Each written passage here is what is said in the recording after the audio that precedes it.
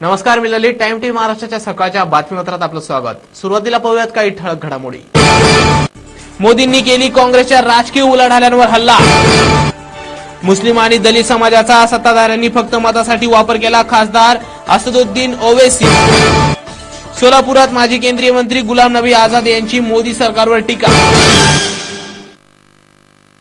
आता वळूया सविस्तर वृत्ताकडे. काल हिंगोली जिल्ह्यातील भाजपच्या उमेदवारांच्या प्रचारार्थ पंतप्रधान नरेंद्र मोदी यांची जाहीर सभा झाली. यावेळी बोलताना त्यांनी काँग्रेसच्या राजकारणातील उलाढालीवर हल्लाबोल केलाय.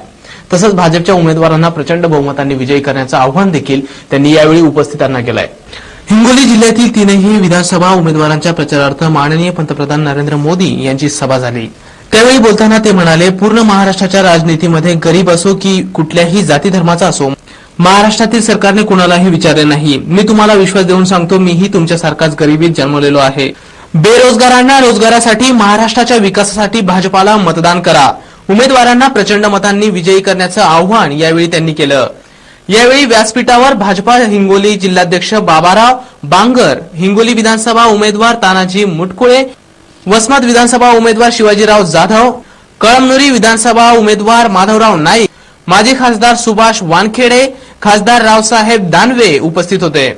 भारत माता की जय म्हणून माननीय पंतप्रधानांनी आपल्या भाषण संपवलं. विधानसभा निवडणूक मतदान होण्यासाठी आता मोजकेच दिवस शिल्लक असताना या काळात आचारसंहितेचा भंग झाल्यास तत्काळ कारवाई करण्याचे आदेश वाशिम जिल्हाधिकाऱ्यांनी सर्व पथक प्रमुखांना दिलेत. मुस्लिम आणि दलित समाजाकडे सत्ताधारी पक्षांनी नेहमीच मताचा गठ्ठा म्हणून पाहिल्याची टीका AIMIMचे राष्ट्रीय अध्यक्ष खासदार असदुद्दीन ओवैसी यांनी काल सोलापुरातील होम मैदानावर झालेल्या प्रचार सभेत केली. यावेळी बोलताना त्यांनी मुस्लिम आणि दलित समाजाच्या लोकांचा सत्ताधाऱ्यांनी फक्त कामासाठी उपयोग केला असल्याची टीका केली आहे. हे दोन्ही समाज जर एकत्र आले तर क्रांती घडू शकेल असे ते म्हणाले. दलित आणि मुस्लिम समाज विखरलेला आहे, त्यांना एकत्र करण्याचा विडा MIMIM ने उचललेला असल्याचं सांगून ते म्हणाले, महाराष्ट्रात सिंचनावर 75,000 रुपये खर्च झाले. शेतीला सोडा, साधे प्यायला देखील पाणी मिळत नाही. हे पाणी कुठे गेले आणि खर्च कसा झाला याचं उत्तर राष्ट्रवादीच्या अजित पवारांना विचारण्याची वेळ आली आहे. धुळ्याच्या दंगलीत चौकशी करण्याचे धाडस कोणी करत नाही, पण महाराष्ट्रात आल्यानंतर नोटीस दिली जाते. ही दुर्दैवी बाब असल्याचं खासदार ओवैसी यांनी म्हटलंय. यावेळी बोलताना खासदार ओवैसी, और मेरे अजीज दोस्तों, बीजेपी शिवसेना अजीब है. 25 साल का हनीमून अचानक टूट गया. 25 साल हाथ मिला के चले, hello hello hi hi bye bye. 25 साल बड़े गाने गाए, हम साथ साथ हैं, हम मिलके भारत की खिदमत करेंगे, खुला करेंगे. जैसा गुलाब जामुन सामने आया ने मैं खाता हूं तू खाता, मैं खाता हूं तू खाता. महाराष्ट्र क्या गुलाब जामुन है? ये 13 करोड़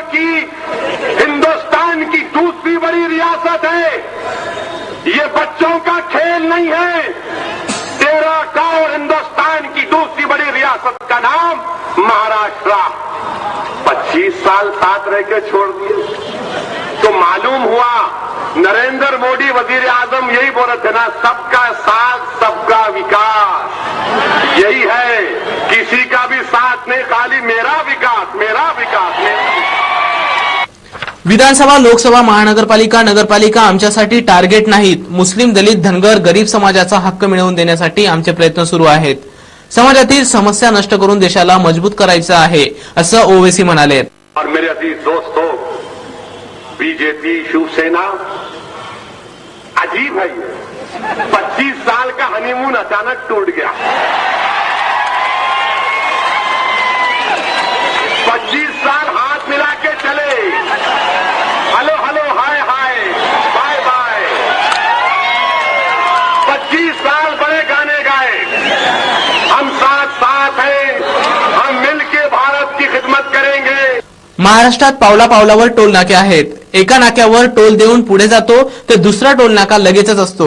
याला काय विकास म्हणायचं? शासन अशा पद्धतीने टोल सुरू करून लूट करीत असल्याचा आरोप खासदार ओवैसी यांनी केला आहे. महाराष्ट्रामध्ये मला सभा घेण्यावर बंदी घातली जाते. ही बंदी राजघातेवर विरुद्ध असून जाणीवपूर्वक मला त्रास दिला जात असल्याचंही ओवैसी यांनी आरोप केला आहे. दूसरी बात कि हर टोल है आपके पास। तो महाराष्ट्र में माशाल्लाह ऐसा सीखे तो हर एक टोला आता है। जेब में रसीद नहीं रखते, 1000 का जाता, ले लो, दे दो। अच्छा भीख मांगने का तरीका है यहाँ पर। टोल नहीं लिखना है उसको, भिखारी लिख देना ऊपर, भीख मांगे। एक भी टोल में उसकी हिमायत बैग की फोटो नहीं आई। यहां पर शिवसेना के लीडर आए, क्या उनको नोटिस दी गई? ये उनको नोटिस। यहां पर कांग्रेस के छोटे छोटे कॉर्नर मीटिंग हो रहे थे, 25, 30, 50 लोग जमा हो जाए, उनको नोटिस दिए।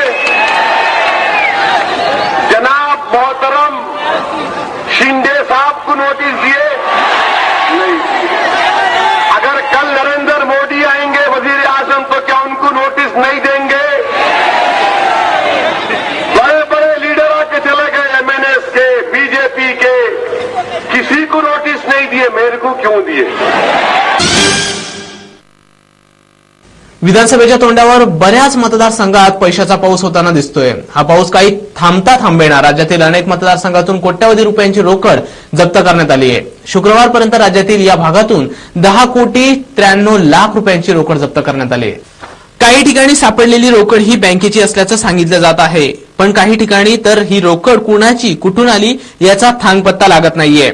शिरूरमध्ये 2.5 कोटीची रक्कम सापडली आहे. पुण्याजवळ शिरूरमध्ये शुक्रवारी रात्री आरोग्याचा प्रश्न आहे, शिक्षणाचा प्रश्न आहे, अनेक घोटाळे झाले, भ्रष्टाचार झाला आणि त्यामुळे महाराष्ट्रातील जनता आता त्यांना नाकारत आहे. कुठल्याही परिस्थितीत महाराष्ट्रामध्ये महायुतीची सरकार आल्याशिवाय राहणार नाही. मात्र विकासासाठी लढणार आपण सारेच. भारतीय राष्ट्रीय काँग्रेस पार्टी पिरिपा व मित्र पक्षाचे अधिकृत उमेदवार सुरेश भिवाजी इंगळे हे भविष्य माझ्या हाती, मी प्रचंड आशावादी. हे भविष्य माझ्या हाती, मी प्रचंड आशावादी.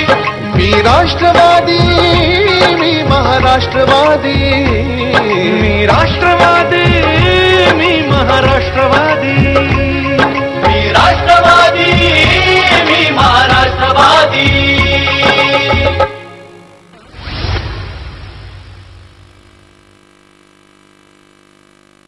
वाशिम विधानसभा मतदारसंघाचे भारतीय राष्ट्रीय काँग्रेस पिरिपा व मित्र पक्षाचे अधिकृत उमेदवार सुरेश भिवाजी इंगळे यांच्या पंजा या निशाणीसमोरील बटन दाबून यांना प्रचंड बहुमतांनी विजयी करा, विजयी करा, विजयी करा.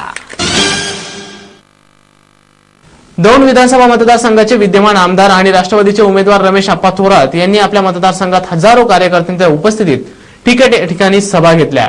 यावेळी त्यांनी जनतेला मतदानासाठी प्रोत्साहित केले. दौंड तालुक्याचे अपक्ष विद्यमान आमदार रमेश थोरात यांनी आपल्या मतदारसंघात विविध ठिकाणी सभा घेऊन जनसामान्यांना मतदानासाठी संबोधित केलं आहे. यावेळी बोलताना त्यांनी दौंडसाठी 475 करोड रुपयाचा निधी विकास कामांसाठी वापरला असल्याचं सांगितलंय. तसंच कुरकुम मोरीसाठी लाखो रुपये निधी पालिकेकडे जमा केला असल्याचंही त्यांनी स्पष्ट केलंय. सध्या राज ब्रदर्स एकत्र होण्याच्या चर्चेला उधाण आलं असतानाच राज ठाकरे यांच्या पत्नी शर्मिला ठाकरे यांनी ठाकरे युतीला सकारात्मक प्रतिसाद दिलाय. विधानसभा निवडणुकीनंतर दोन्ही भाऊ एक होतील असा विश्वास त्यांनी व्यक्त केलाय. सध्या विधानसभेचं वातावरण असलं तरी मात्र दुसरीकडे शिवसेना आणि मनसे युती होण्याबाबत सर्वीकडे चर्चा होते. राज ठाकरे यांनी शिवसेना आणि मनसे युती होण्यासाठी होकारात्मक प्रतिसाद दिला असताना शिवसेनेकडूनही खासदार संजय राऊत यांनी होकारार्थी प्रतिसाद दिला होता. त्यामुळे या युतीला आता जोरदार चर्चा होताना दिसते. याच पार्श्वभूमीवर राज ठाकरे यांच्या पत्नी शर्मिला ठाकरे यांनी देखील या युतीला आता होकारार्थी प्रतिसाद दिला आहे. यांनी म्हटलंय की विधानसभेनंतर राज आणि उद्धव एकत्र येण्याची शक्यता आहे आणि ते एकत्र येतीलच असा विश्वास मला आहे. एकंदरीतच राजकारणातले छापे काटे हे फक्त नेत्यांच्या हातात असतात हे यावरून लक्षात येत आहे. साजिद अन्सारी यांनी यावेळी माजी आघाडीवर टोलेबाजी करत त्यांनी अल्पसंख्याकांचा फक्त आपल्या फायद्यासाठी वापर केला असल्याचा टीका केली आहे आणि भाजप विरुद्ध त्यांनी लोकांना घाबरवलंय असं त्यांनी म्हटलंय. आम्ही एकच मुद्दा घेऊन इथे लढतो आहे.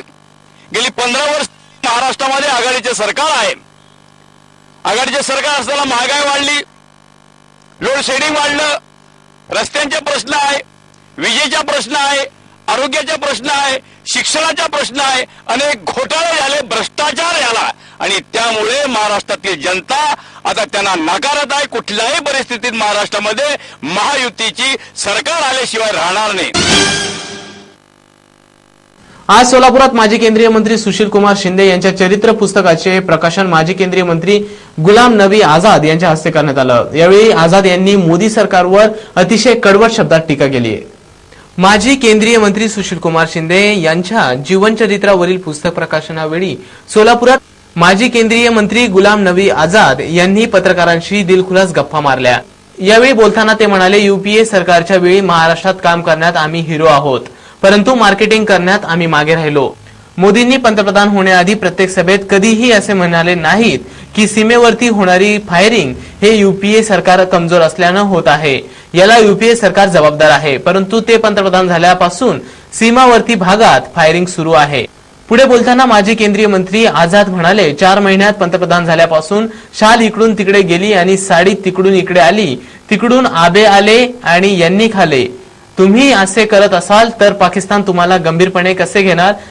त्यांना हे माहीत झाले असावे की हे फक्त टीव्हीवर भोगतात, काही करू शकत नाहीत. अशा कडवट शब्दात त्यांनी यावेळी पंतप्रधान नरेंद्र मोदी यांच्यावर टीका केली आहे.